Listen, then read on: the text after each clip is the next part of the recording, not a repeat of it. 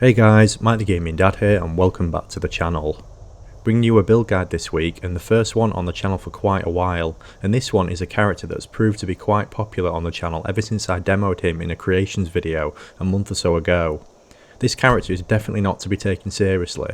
It was originally going to just be a bit of fun, but even he surprised me how fun it actually was to play, so I hope you enjoy him as much as I have if you decide to give it a go. I present to you, Mike the Gaming Dad. So after he narrowly escaped the headsman's axe and that gigantic winged Argonian, Mike chose to escape Helgen with the blonde man who was imprisoned with him. Once inside, we did not need this dead man's sword or armor. Instead, Mike stay in his own furs and use his spells. Dealt with these two inferior guards easily enough. It is wise to take all of the light armor for making coin later.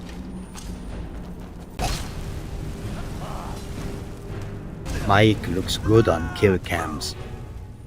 In this room, I took the steel dagger, very important for later. Mike take anything useful nearby and also pick this cage for more items. I will wear this for now. Mike is getting cold. It is now time for Mike to level up his sneak skill, so he crouched behind the blonde man and struck him with the dagger. The first perk point must go in the base of the sneak tree. Now I attacked him until max level. Be very careful not to push him too close to the bear. After about 10 minutes, one will reach level 100. Nice and easy. Mike made a big mess. It doesn't really matter how you distribute points, just make sure health has the most for now, and there are some in both magic and stamina. For now, I put 9 points into the sneak tree, so it looks like this. Mike also put 3 points into alchemy like this, and saved the other 5 for now. After leaving Helgen Cave, I split up from the blonde man and headed west over these mountains.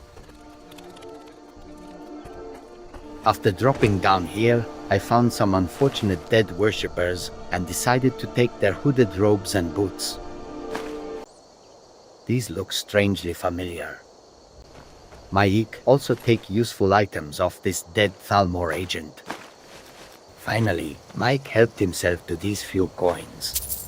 Mike does not worship Talos, okay? I killed the 3 bandits in the camp, just east of here, and one of them was carrying this handy treasure map one. There was also these black mage robes inside their camp. At the standing stones, Mike took the thief stone, then headed west across the river to Anis's cabin. From here he turned east and dropped down to find this shiny flawless emerald. More coin for Mike. On the same side of the river we find this fallen tree that had treasure chest 1 inside. Then we headed to Riverwood. Mike will take this axe. Thank you very much. This nice lady also gave Mike free items. I don't know why, but I agreed to help this silly wood elf with his lady dilemma. Good day.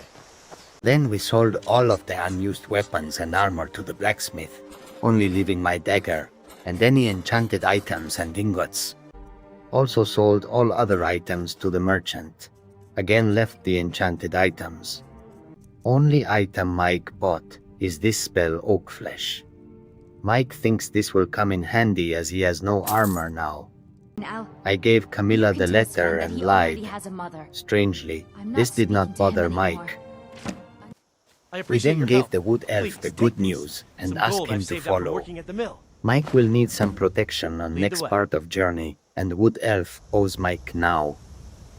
We headed out of Riverwood, the way I came in, and southwest to Embershard Mine. Once in Embershard Mine, there are 2 things Mike was looking for. One is these red mushrooms. Pick up all of those you can find. Second was iron ore. Collect this pickaxe and mine all of the ore veins. Towards the end of the mine, There was this nice room at the back with lots of valuables and a treasure chest. Mike had a good amount of mushrooms and iron ores now. On the way back through Riverwood, Mike also collected as many of these mushrooms as he could find on the dead trees. Fine. At Whiterun, he had to smooth over the guards to let him in.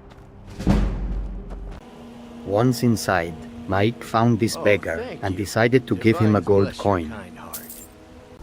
We then chopped some firewood to see if the innkeeper needed it. Mike was fortunate. Innkeeper did need firewood and gave Mike a free place to sleep for it. In the morning, he spoke to a lady in the market called Carlotta and offered to talk to the bard who was bothering her. On my honor, I won't bother Carlotta ever again. Khajiit is good with words. Carlotta is a rich lady, 400 gold for a conversation. Now it was time to sell all of the goodies found inside Embershard mine. We then picked these 3 dragon's tongue flowers outside of the alchemist's shop. After speaking to the Jarl and his wizard in Dragon's Reach, Mike disenchanted the enchanted items he was carrying. Mike almost forgot. He needed to buy 5 straw bales from the merchant. Also 1 corundum ingot from the blacksmith, as he had not found one yet. At the forge we made 1 lock, 3 iron fittings, 1 set of hinges, and 1 bag of nails. If you want to copy Mike, also make sure you have at least 4 iron ingots spare. It is wise to then head up to Haltit's stream camp for more looting. Mike feels déjà vu. In here, he was looking for mushrooms and iron ore again.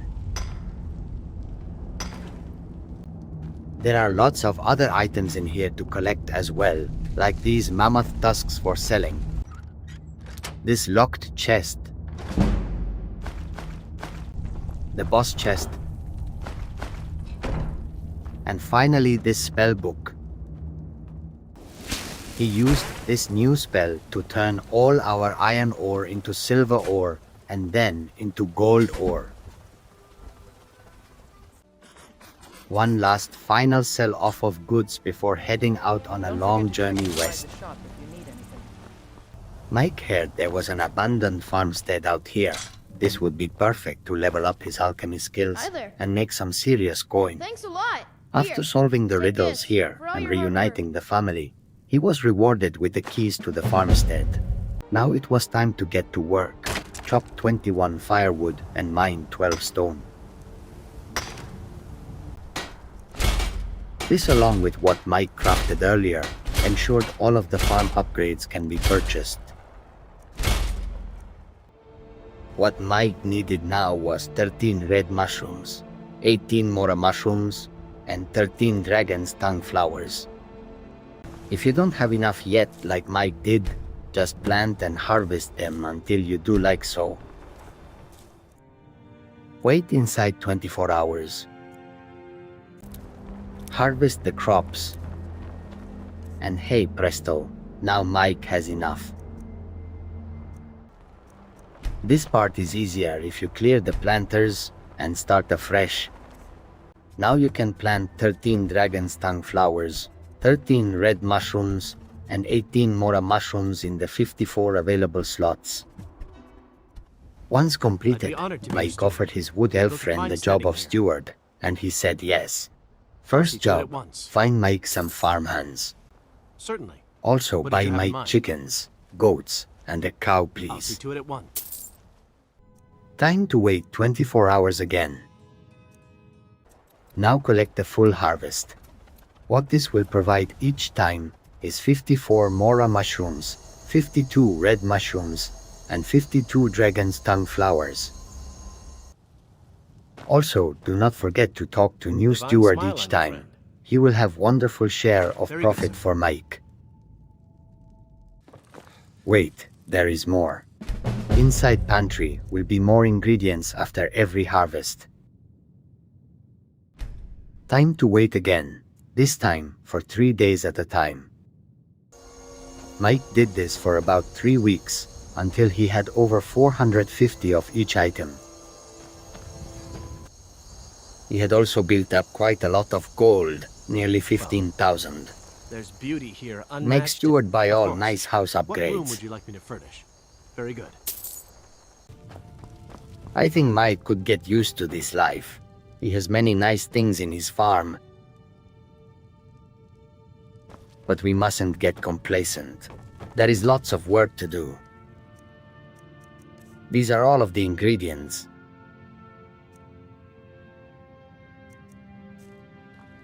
Now he must sleep for a few hours. Time for lots of alchemy.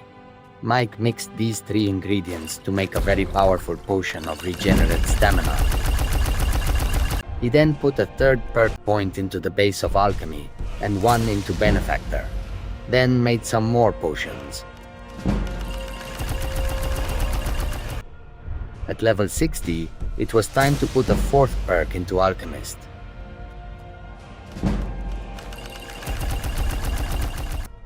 Once at level 80, put a 5th point into Alchemist, and now he mixed until alchemy was maxed at level 100.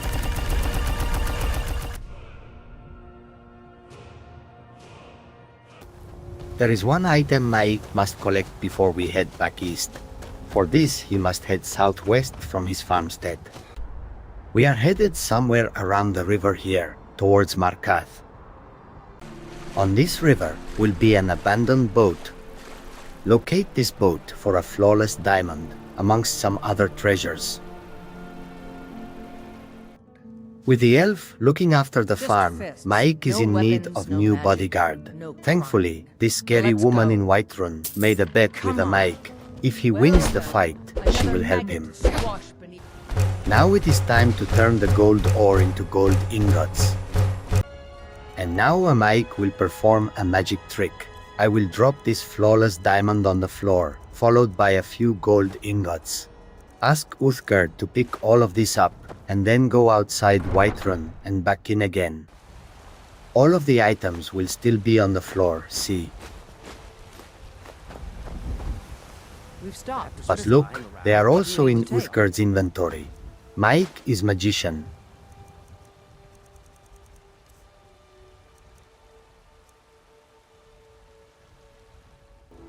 Mike repeated this trick with more and more ingots and diamonds, until he had over 200 of each in his possession. Give these to Uthgard if over-encumbered. It was then time to travel back to Standing Stones to take the Warrior Stone. Then take carriage to the city of Riften. In Riften, Mike met a man named Bringolf, who had a business proposition for Mike. If I could make it through the Ratway, I was in. Mike made it, and after completing a few simple tasks for them, was invited to join the Thieves Guild. It was here he met another scary woman named Vex. Why are all the Nord women so scary? Anyway, she could help Mike with his lockpicking skill, so Mike agreed to let her train him. There was also a man called Viper. He helped train Mike in the art of picking pockets.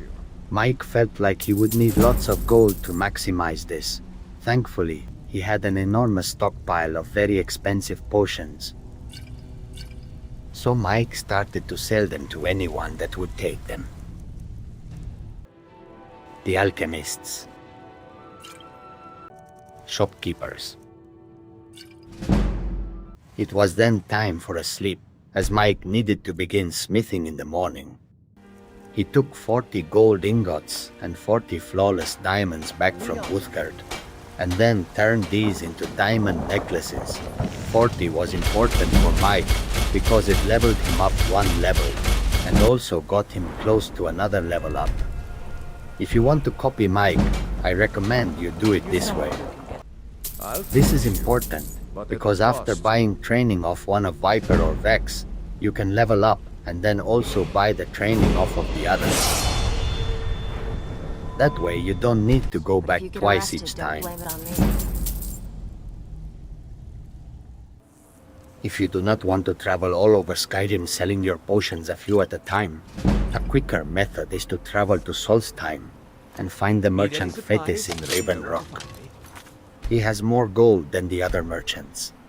If you sell him potions until he runs out of gold, then save your game, attack him, and then reload that save. His inventory will reset and you can sell more again.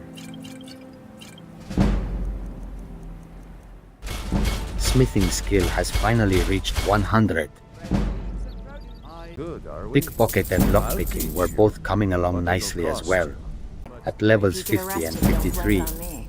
training was starting to get expensive at this point, though it was now time to head up to Solitude.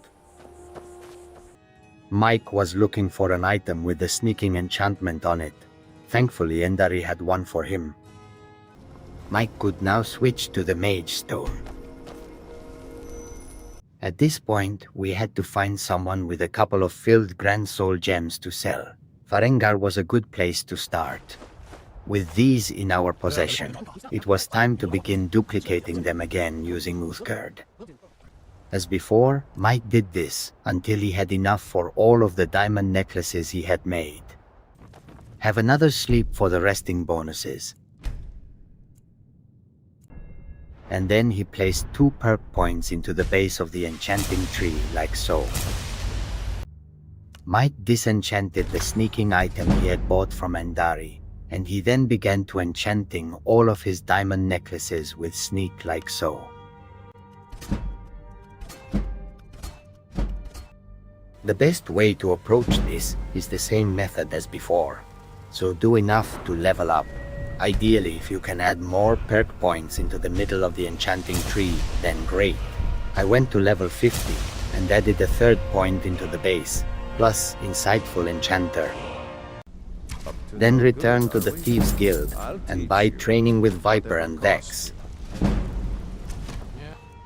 Then return to making necklaces and at level 60, add a 4th perk point into the base and keep working up like this. If you fear you are going to run out of gold due to training, you can always return to Feindal and collect the farm's profits. You can make more potions to sell, and you can also sell the necklaces of sneaking you are making. Mike has many avenues to making sweet gold. Mike was actually feeling like he may fall short of level 100, so he duplicated another 30 or so diamond necklaces, just to make sure, as it is important we save some spare for what is coming later. Here we are, level 100. What he had now was 8 perk points in enchanting, 5 in the base, running up the middle to extra effect. It was time to go shopping again, and Mike had a long list. He was looking for items with alchemy, destruction, illusion, alteration, smithing, magic regeneration.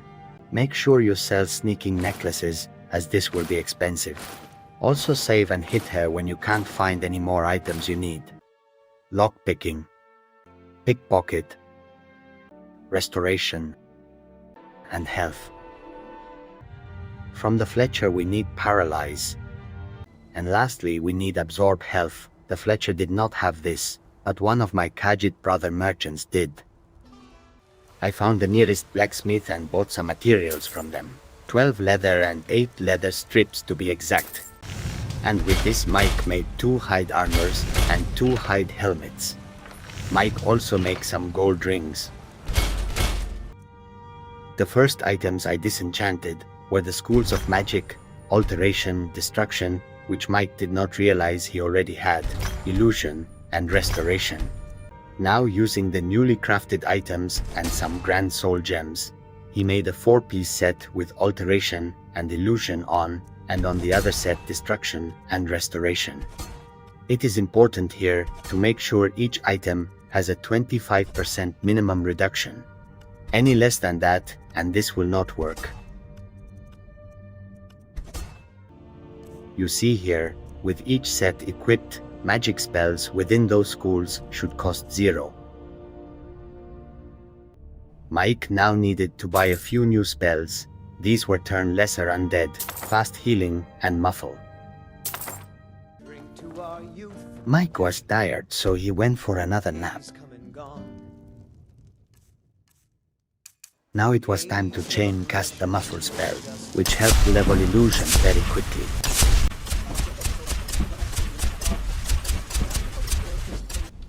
As before, it is wise to buy training each time one levels up like so.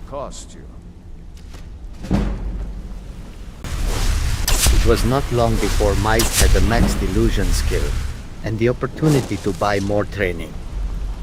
Pickpocket and lockpicking are not far off the training cap of level 90.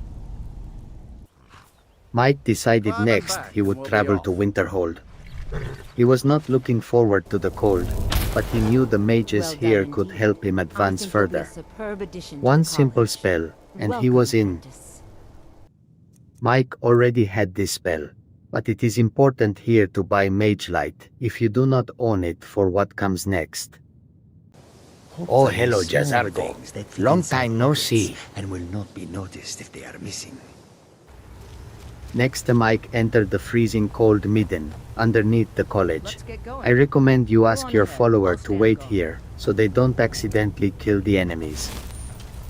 Once alone, Mike equipped his restoration gear and found the lone Droger in this alcove. We then chain cast Turn Lesser Undead at it.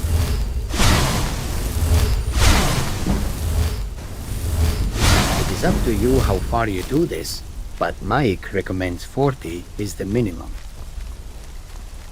With restoration leveled as high as I wanted, it was now time to return to Solitude.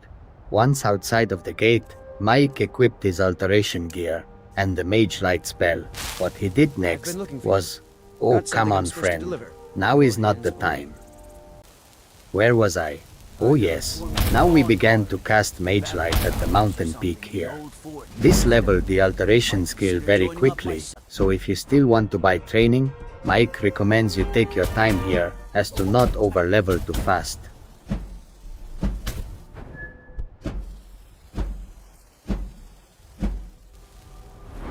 This will do. We can now go and buy 2 more lots of training. Repeat this cycle of leveling alteration and purchasing training. When lockpicking and pickpocket are both maxed at 90, you can switch the training you buy to destruction. Time to push alteration to level 100. Now the leveling is complete. These are how Mike's skills look. Alteration, enchanting and smithing are all at level 100. Sneak is the same as before. Lockpicking and pickpocket are at level 90 thanks to our trainers. Alchemy is 100 as before. Illusion is also level 100. Destruction is level 40 and restoration is level 50. This is how Mike spread his perk points. Illusion had everything apart from dual cast and master. Destruction he spent 3 because of Rune Master.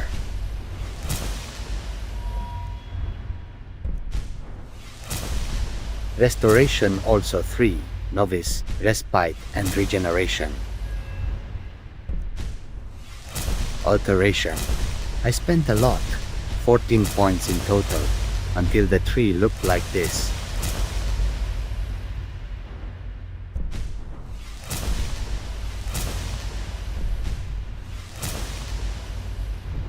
My final 2 in smithing because of Arcane Blacksmith. Any points after this, Mike recommends putting into something like lockpicking or pickpocket, possibly the latter, to help empty pockets of valuables. Now time for the spells Mike needed.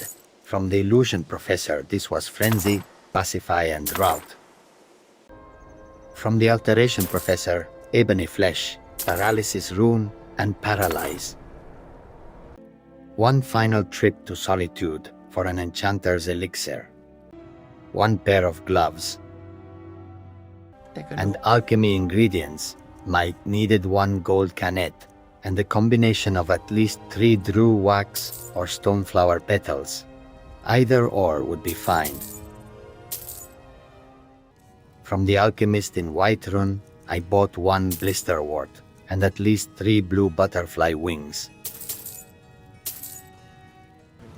Then Mike made some more gold rings. 1 more hide armor, and at least 3 hide bracers and 3 hide helmets. The next items that could be disenchanted were the alchemy and smithing items. This is because Mike needed to take the enchanter's elixir so he could enchant the following items with alchemy: a necklace, a ring, hide bracers, and finally a hide helmet. Mike wanted to equip his new items and try them out, so he combined blue butterfly wings with stoneflower petals and made a stronger enchanting potion. He then used this potion and made another, stronger set of alchemy equipment like so.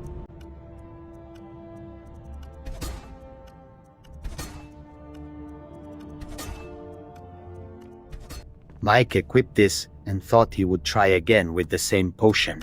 And yes, it was stronger still.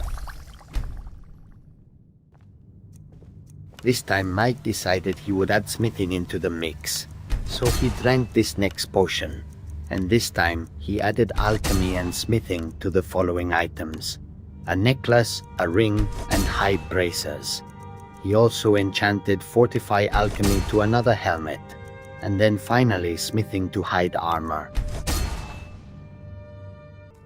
Mike equipped this final set and then combined blisterwort with gold canet for a smithing potion, plus 1 final enchanting potion.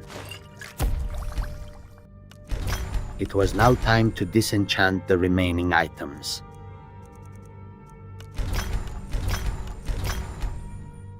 For the next part, Mike made sure he had enough Grand Soul Gems. 6 will be required. It is wise to also get rid of any items you do not need that will clog up your inventory, as the next part you will need to work very quickly. Weapons, Mike only kept the steel dagger, and armor, we can get rid of all of the old items we had made. Other than what we are wearing, only keep boots, gloves, necklaces, rings, and hooded monk robes.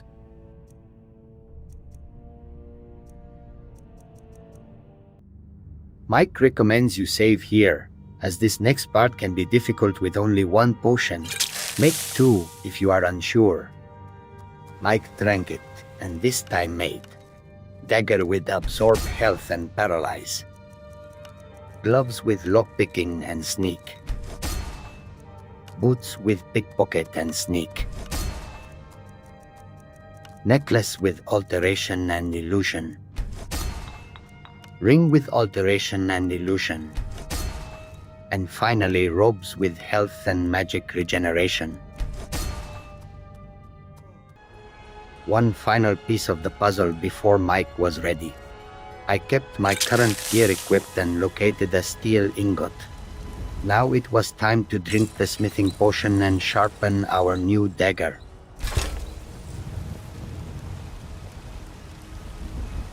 Got some good pieces out here if you're looking to buy. More inside. And that is Mike finished and ready to equip his shiny new gear. These are his boots, his gloves, his necklace and ring,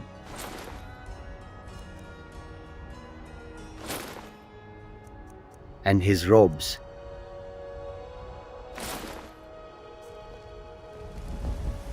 Come to chat with an old woman. Ready to take on Skyrim. For the day. And that is Mike ready to be unleashed on Skyrim. As I say, this is a really fun build I did recently. The general playstyle is that of a sneak thief, however through the heavy use of alteration and illusion, it's definitely more of a mischief build rather than a full-time professional larcenist. With 0 armour and no perks in any weapon tree, it's fundamentally a combat-averse playstyle. You aren't going to want to be going toe to toe with a group of heavy armed bandits, but the beauty of Maik is, you don't really need to. With a sneak skill this high and times 15 sneak dagger damage, most enemies who don't spot you are dead in one hit anyway, and with Paralyze and Paralysis rune, you can make your task a lot simpler. A nearly maxed illusion tree skill on top is just cruel, because you can make groups of enemies do most of the work for you. One simple frenzy spell drops into a group and they'll fight until the last man standing, meaning you only need to strike once and the group is down. If you don't fancy fighting, no problem, a few pacify spells and you can walk through unhindered, or simply rout them and watch them run away.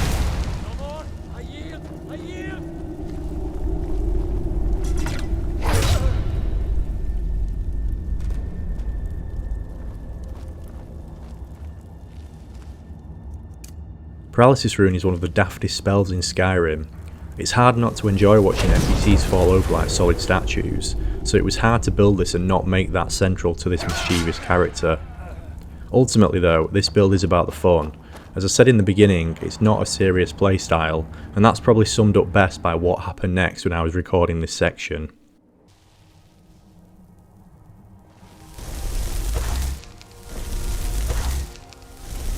Come on, I want to place it on that table.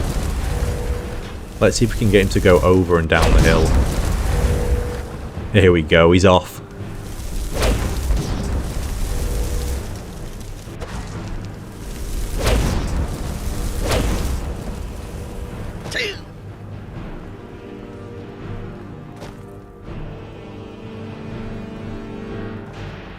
Oh wow, what is going on here? I don't believe it. He's still alive. It has literally dropped him standing up on the road near Honningbrew Meadery.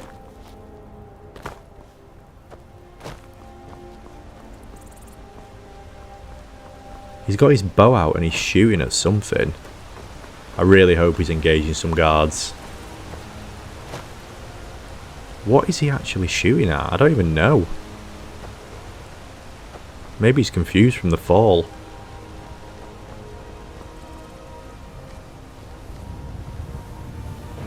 Ah, he has spotted me now, so I can see some guards down the road though, so let's just run that way and see if we can get him to fight them.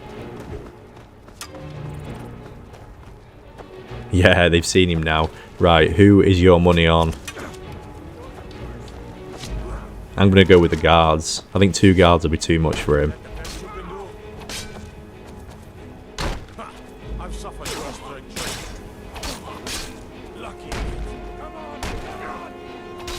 Yeah, they did that with ease, and no arrows to the knee. Don't think you can barter with me like I'm one of those stamped shopkeepers.